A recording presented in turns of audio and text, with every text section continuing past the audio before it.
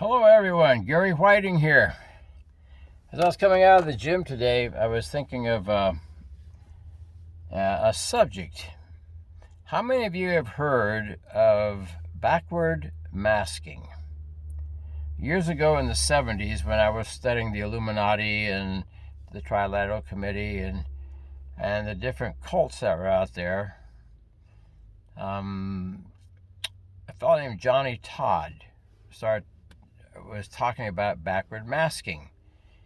And what backward masking is when they would take the master copy and they would record it, and then they'd come up with all these other songs off of this master copy.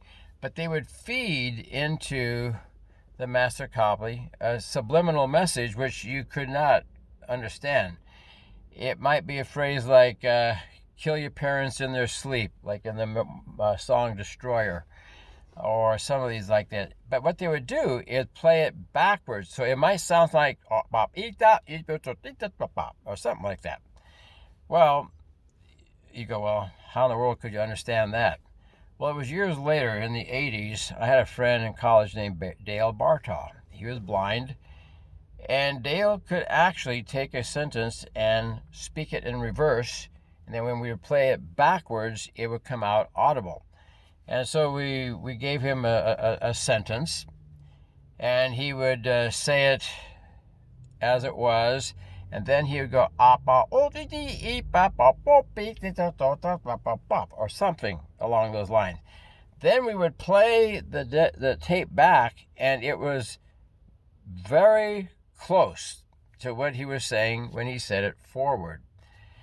And I go, that's interesting how the mind works. It'll flip things around.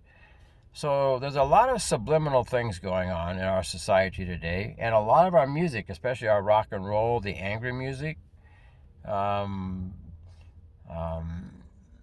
it wouldn't surprise me if we have backward masking in there.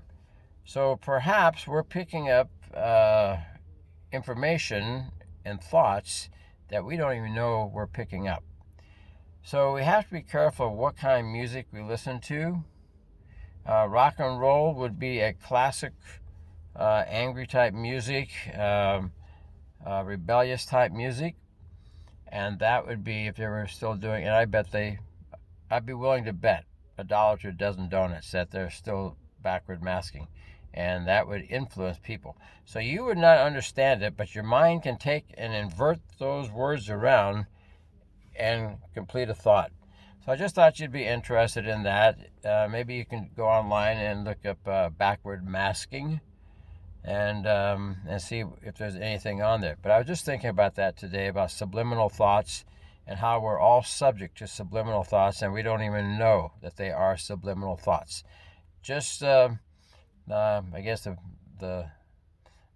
what I would say is be careful what you're listening to. The angrier the music, the more chance of having a subliminal thought, because that's what the masses will listen to, is rock and roll. So there you go. That's backward masking.